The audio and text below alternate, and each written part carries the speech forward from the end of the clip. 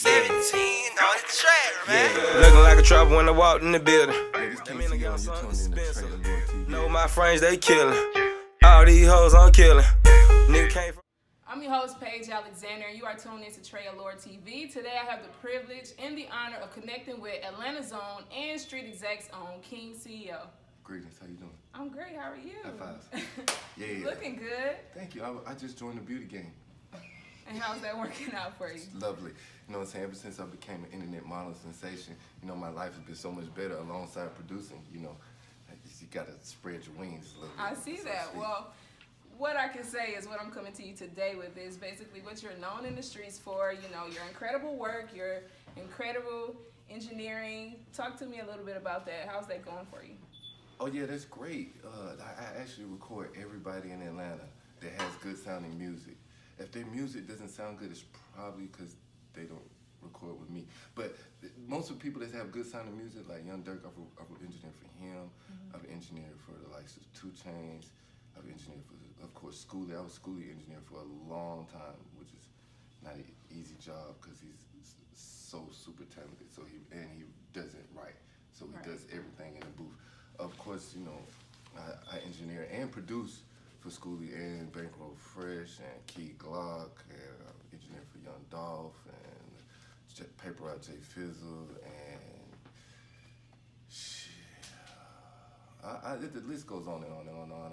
I get carried away. So you mentioned all of these big names that you've worked with. Is there anyone in particular that was like your favorite, or someone that you felt like, okay, I gotta really bring my A game on this one. This has to be perfect. I'm gonna get them a banger. KeyGlock. Yeah, why? Cause he's like a walking epitome of superstar right now. Like when he walk into a room, he commands attention. Everybody pay attention to him. His music is dope. It's got A1 potential.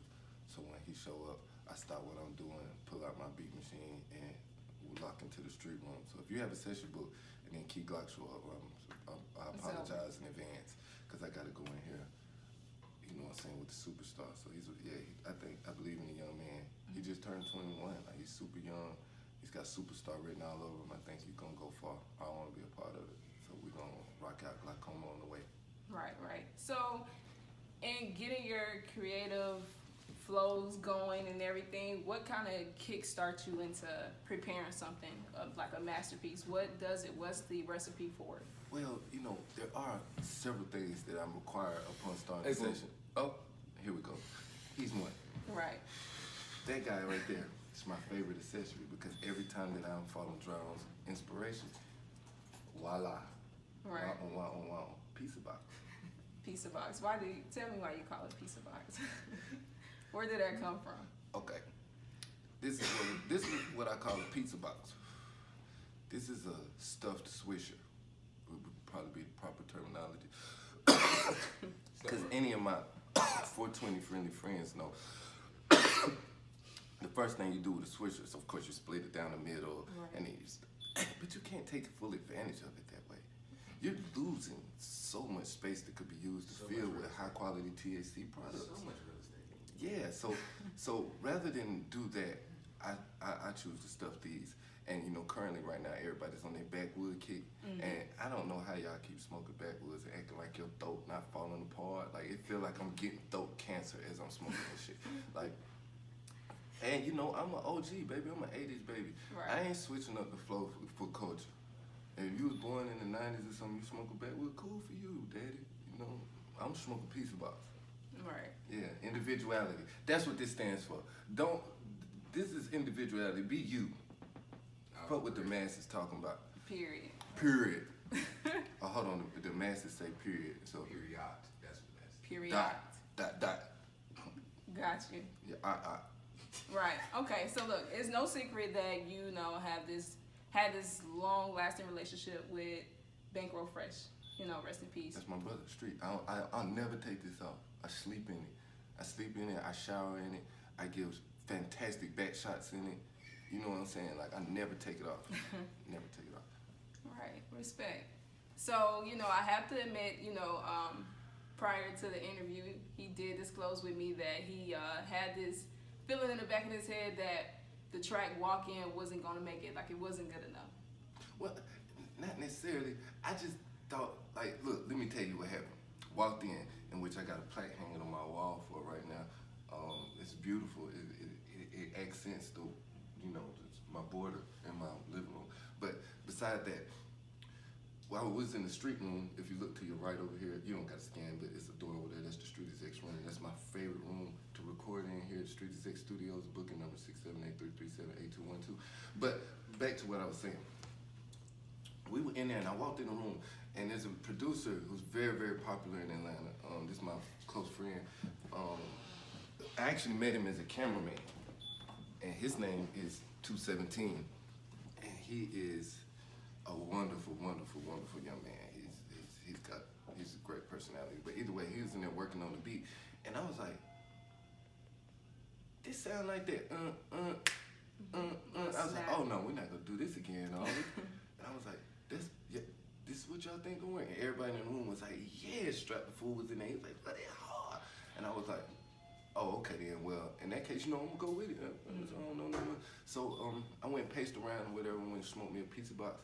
And then when Bankroll got ready to do his verse, he say, CeeO, come on in here, cause it's time. I need to do my verse. I'm finna get ready to go on this roll. Come on, we need to do this real quick. And then we did the verse, and then he says a line about a girl smelling like a black amount or something, and everybody in the room fell out laughing, and shit was just like we had a great time. You know what I'm saying? We probably had like 15 girls in the street room, because Travis Porter had parties in their sessions. You get what I'm saying? Like Travis Porter known for that, they have parties in their sessions. We was having the time of our life, and now I have that plaque on the wall to forever remind me of those memories. That was dope. Walked in, it's dope. Walked in. That's a Atlanta favorite. Any hip hop loving person favorite is my favorite. Definitely, get the party going. It's lit. Like I love Bankroll Fresh. It went way past what I saw. Right. That let me know that I don't know everything, and I got a lot to learn. So I sit in here and try to cut my learners on, left and right, and cut my talker off, and I try to learn something. I'm surrounded by a great group of people who have a great track record, lots of proof of concept. Shout out to Alan Parks. Now, it's no secret that you have Atlanta basically on lock. Let's just be honest about it. I tell you. So. I tell you. Where is your mind at as far as expansion? I would say something Hollywood, like, oh yeah, I think we're gonna branch out into other genres, some of that real cap-ass producer talk. But I ain't learned how to be a cap-ass producer yet. Like, I'm just still a regular nigga from the streets. Like, you know what I'm saying? Like, you know what I wanna do next? I wanna build an artist. That's the next thing I wanna do. I don't wanna jump genres, cause when you see me standing in front of you, my black ass, these gold teeth, and this fat ass blunt in my hand, I know you're not waiting on some classical music to come out these speakers. You know what I'm saying? Like, this shit sound like the streets. This shit sound like crack rocks, pipes. It sound like on the side of the street dancing. You know what I'm saying? That's what this shit is. You get what I'm saying? Like this old school Chevys. You know what I'm saying? That's my sound. You get what I'm saying? The scammers fuck with me. You get what I'm saying? Like, you gonna scam to this shit. You know what I'm saying? You ain't gonna make love to your woman to this shit. You get what I'm saying? So it's like, I don't want to jump genres, but I do want to build an artist. You get what I'm saying? So that'll probably be my next thing. You'll probably see me working real hand in hand with some underground artists. You get what I'm saying? Like artists that ain't nobody know, because that's what lasts. That's what creates longevity as a producer. I could give 1,000 beats to 1,000 different artists that all are working, right? And I would just be another speckle on their plate, another name on the back of their CD. But if I take an artist and build him from here to here, and we do this together, then I am you. We are united. We are a brand, and that's what worked for me. With me and Bankroll, we was in my apartment basement recording music. Then didn't have enough money to get burgers. You know what I'm saying? Sometimes we'll take goddamn $2 and get a fried burger, rip that bitch in half, and take a $5 and go get a little cheap ass blunt of meat and roll that little motherfucker together. Now, I ain't telling you the struggle stories, because rappers don't do that shit, but I'm telling you it was there. And then we in there trying to bust down to 10 so we can get everything we need to create a vibe. And then I look up 5, 6, 7 years later, and niggas is busting down checks this motherfucking big. That's an incredible feeling. I want to recreate that. Absolutely. Yeah, so that's my next step. I'm sorry if I'm long-winded. No, I love it. So, back to Bankroll though, with all the artists that are out today, we can definitely say that Bankroll hadn't even reached his full potential. We hadn't even seen his, the best of Bankroll. Yeah, He was definitely still on the rise. So I got some stuff you ain't heard. yeah. Yeah. I got some stuff you ain't heard. But I'm saying all to say, he was really finally just, we was on just getting started. Exactly. The crazy part is we was just getting started. Man, the man had music with like Timberland and all these different people. They sent me a picture of him and Marilyn Manson. Mm-hmm. Like, you get what I'm saying? Like, he was getting recognized and noticed by people like Drake. He was going on, he was moving around. Holmes wasn't playing. You get what I'm saying? So like, by now, there's no limits to where this would have been now, but these things happen. You get what I'm saying? But long live Bankroll Fresh. He made a way for him and his peers. You get what I'm saying? Right. I think that's everybody's goal. Sometimes as unfortunate as it may sound, and I might tell myself, I want to see my man like be so great, but sometimes God don't make mistakes, bro. You know what I'm saying? Definitely. Like them, I can name. There's so many people that wouldn't be in the game if it went for him. Me, myself, 217. You know what I'm saying? A lot of people. I remember I came in with another producer named Fresh Jones. He really got his opportunity off of that. All of that. Bank made a way for him and his peers to make money off of their craft. Him matched in with our management. Alan Parks has a great vision. He has a way of seeing something and turning it into reality that I ain't never seen nobody else do. You get what I'm saying? So what they did together with our talents combined gave everybody an opportunity to win. So maybe that was his calling, was to bust a door down and kick a door down and make an opening for so many people to earn a living. Maybe my job was done. You get what I'm saying? But that's just my take on that. You feel like through the music that you're creating now, you can still see him live through that? Oh yeah. I got a record co-produced by another up-and-coming producer who really, he's going so crazy right now. He got the new single with Dolph. His name's Bandplay. We both from Tennessee.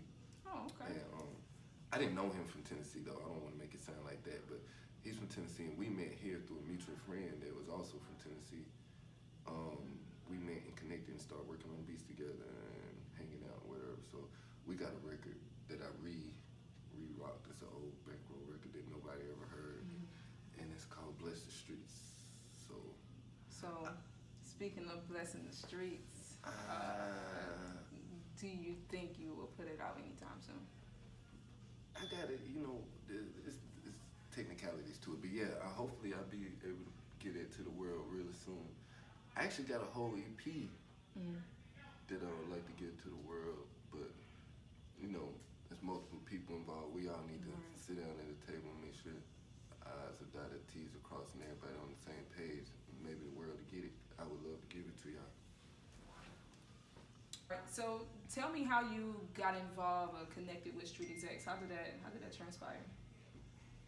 That's a funny story, and I'm long-winded. I hope you got a second. I got time. All right, cool. So look, my dad told me when you're in college, you're gonna meet people that you'll end up, that's how you're gonna meet the people that you'll end up doing business with or working with later on in life. So when you take your ass to school or something, pay attention to the people you meet. I thought he was full of shit. So I got to school and I met a guy. Where'd you go I don't to know. school? I was going to school at adult college at DeVry in Alpharetta. Oh, okay. So while I was there, in between my classes, I liked to smoke pizza box. And so my source of pizza box at the time was a dark-skinned guy. I don't know, I can't say this on TV. But guess what? So look, and the dude was real cool. And I said, hey man, I make beats and stuff like that. And I had just started making beats. Like literally just started making beats. And it's probably back in I want to say 2003, 2004. You get what I'm saying? And so one time I show up at my man's house and he got all type of towers and CDs piled up all over the place. And then I picked one up and said, if you buying, we selling volume 1. And I thought, wow, do y'all making these? Super green. Super Green. I was like, y'all, so y'all making these? And he was like, yeah, yeah. And it was him and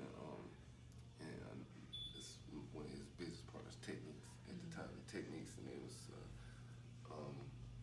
another DJ producer named Spence. It was DJ Spence. He was there at the time, and it was all sitting in there. And I looked at them and I saw what they had going on. It looked like a whole little music factory going on in here, like a CD factory. And I was like, oh, this is dope. This is hard. I'm spending all this money to go to school to learn how to work for somebody, and y'all in here building it. You get what I'm saying? So I was inspired. I wasn't doing music at the time. I was just kind of playing with it. So I left there and went, and I said, I'm gonna start doing music, like, cause I can sell this, and I'm good at it. You get what I'm saying? And I wanted to have this company called 10 Keys. Okay. 10 years later, this didn't work out so well, but Street Execs was big as shit. You get what I'm saying? So I see my man out. I'm like, yo, I'm still making the beats, bro. I'm still engineering, bro. What's up? Y'all looking good over there, baby. What's going on? And that, of course, didn't work. And then that didn't work. And then that didn't work. And then my buddy Fresh Jones I was working with, he started calling Charlie and Al. And he's like, yeah, you remember that guy CeeO? Yeah, we got an album. We want to come play it for you. And we was poor as shit back then, super poor. I said, well, we're going to come play it for you. You get what I'm saying? I'm all happy, cheesing it. Went and spent my last $125 on these damn whack-ass outfit. As you can imagine what a $200 outfit looked like. It was trash.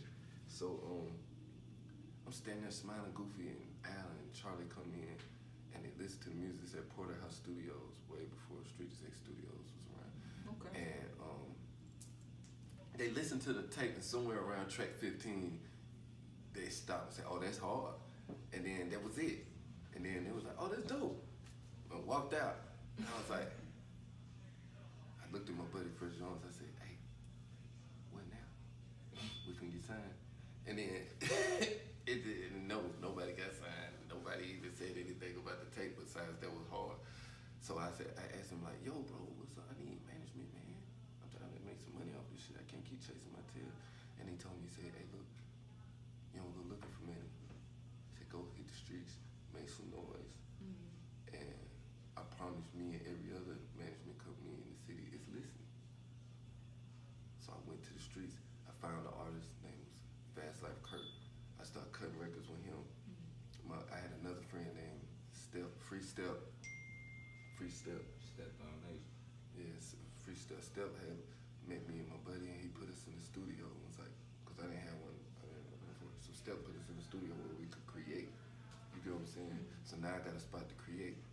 But I got connections with different artists like Bang and Schoolie and Travi and all them, because I got my feet to the pavement every morning, so I know people.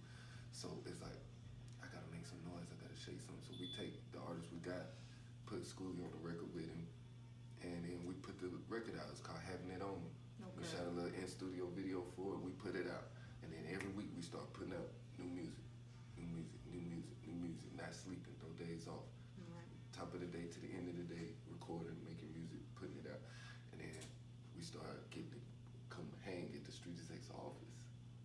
You get what I'm saying? We got the cool on the pull up. Right. Oh, now we can pull up. It's cool. It's like 9:30 in the morning. We pull up and try to wiggle in when we can fit in. And this is like a 2-year process.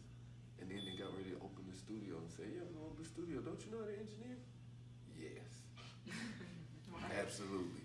And then, and then there was a situation with Bank too. So as an engineer, I got here because of chance. It's just opportunity. We finna open the studio. You sit here, you know how to engineer. What's up? You my boy, I got you. You get what I'm saying? But as a producer, it really didn't happen like that because I didn't show my talents a lot. So nobody knew I made beats. And so, they was interested in Bank, and they was like, yeah, Bank, we do this and this. He said, what do you think I should do, bro? I said, go ahead, man. He know what he doing. We don't know what we doing, bro. Them other niggas you over there fucking with, I hate to tell you this, but they don't know what the fuck they doing. Right. You get what I'm saying? Like that. If everybody knew, if we knew what we was doing, we'll be getting checks. I ain't never got a check on rap. You got a check on rap? I damn, my nigga. Like, that man know what he doing. Go over there and holler at him. He know what he doing. And then, somewhere in between this and that, I got arrested, went to jail, evicted, studio stole, back out, on my dick, nothing.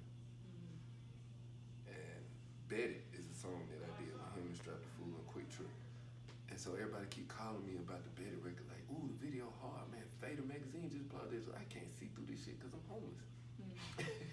So I'm mad about today. You get what I'm saying? And over the next, this is all happened 3 months before the studio opened. And in November, I got the call and we talked about it and said, I'm opening the studio next month. It'll be ready. And we started. I got to come over here with Alan, watch them put it together, watch them build the clouds. Like, I got to see them construct this a little bit. So that's why I'm going around. I'm tired to this shit. So after it was open, floodgates came in. The music came in and bro went to work and went to branding shit. And next thing I know, it just felt like I was popping shit. Right. Yeah, and we here. That's what I'm talking about. I think your persistence definitely paved the way. You know, you get 1,000 no's, but really you just need one yes. So I think that's definitely like a big help to anybody that's striving to be something, no matter what it is, whether it's music, whether it's sports, anything. Just keep striving. It's just all you need is that one break. You know, when you get that opportunity, you know, just make the best of it. So, with that being said, what are you working on now? What's the big project that you feel like that's gonna, you know, get you to the next level? Because at this point, you're only going up. This album with KeyGlock called Glaucoma. I anticipate that's gonna shake things up a bit. You know what I'm saying? That's gonna be my next. Ooh, you feel what I'm saying? Like, look what CeeO did. It's hard. So I got a few production credits on there, and I think that's gonna be really dope. I can't wait for y'all to hear that. I'm super excited about it. I know you can't tell because I got kind of like a droopy attitude, but Tell me his name, KeyGlock? KeyGlock. KeyGlock. So we have to be on the lookout for KeyGlock. You heard it from here. Yeah, All right. All right, well, let me just thank you for, you know, taking the time out to connect with me today and, you know, rocking with Trey Allure TV. We really appreciate you. Appreciate your time. Thank you. And it was really awesome meeting you. How y'all doing? Lowski. Gang. I'm not camera ready. You can't do that. All right, y'all. That's my artist. Thank you for tuning in. TMG.